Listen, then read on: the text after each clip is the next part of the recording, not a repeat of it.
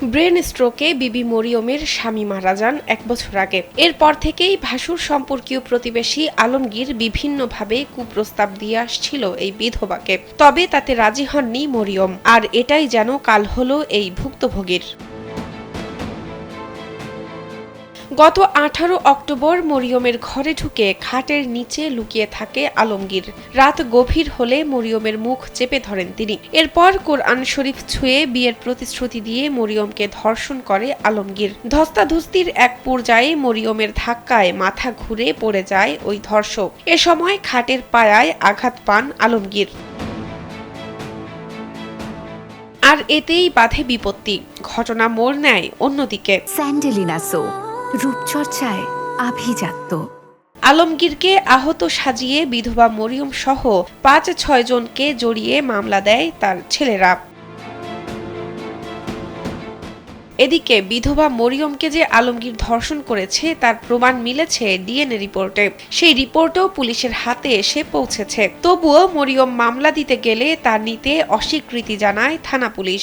ডাক্তারি test DNA test করে এখানে নিয়ে আসছে। এগুলা নেওয়ার পরও তারা এগুলা জানা সত্ত্বেও তারপরে ওকে এইভাবে করে দ্বিতীয়বার ওর নামে মামলা দেয়, ওর ঘরে হামলা করে এবং ওর ঘরের দরজা আটকে রাখে। এখন ও লুকিয়ে লুকিয়ে জিন্দিগিনি কাটায়। এখানে অনেকগুলো নামে মানুষের নামে মামলা করে ওরা।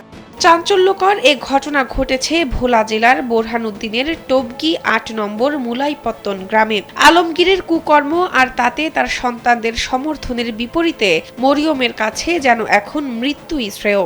আলমগীরের ফলা যাই দেয় হে আমার ফিরেটা ১০ জন হেরে ধরে রাখতে পারে না পারে না ধরাধরি করে নিচে একজনে জিজ্ঞাসে কিরে তোরে কে ফিরেছিনি আর দিয়ে কইছে না আমার কেবে ফিরে নাই, কিছু করে নাই, লইয়া গেছি গিয়া যে রে আমার ঘর আমি ডরে টালা মারিয়া থুইয়া বার করে দিছে আমারে ঘরতেন। এদিকে অভিযুক্ত আলমগীরের ভাতিজা জানান তার চাচাকে এমন ভাবে আহত করা হয়েছে যে তিনি এখন মৃত্যুশয্যায়। আমার চাচাকে রক্তাক্ত অবস্থায় আমরা উদ্ধার করার পরে আমরা চিকিৎসার জন্য বোলা সদর হাসপাতালে নেওয়ার পরে বোলা সিটি স্ক্যান করার পরে চাচার জ্ঞান ফেরে না, ভারী জিনিসের আঘাতের কারণে মাথা রক্তক্ষরণ হয়। ডাক্তার আমাদেরকে উন্নত চিকিৎসার জন্য ঢাকা রেফার করে। মাথার খুলি বের করে ফেলা হয়। মাথার খুলি 2 মাসের জন্য পরমাণু গবেষণা ল্যাবে রাখা হয়। এখানে চিকিৎসাধীন এখন অবস্থা আছে, মৃত্যুশয্যা পাঞ্জায় লড়াই করতেছে। মরিয়মের বিরুদ্ধে দায়ের করা মামলা তদন্তাধীন থাকায় তথ্য দেওয়া যাবে না বলে জানিয়েছেন বোরহানউদ্দিন থানার ভারপ্রাপ্ত কর্মকর্তা সিদ্দিকুর রহমান।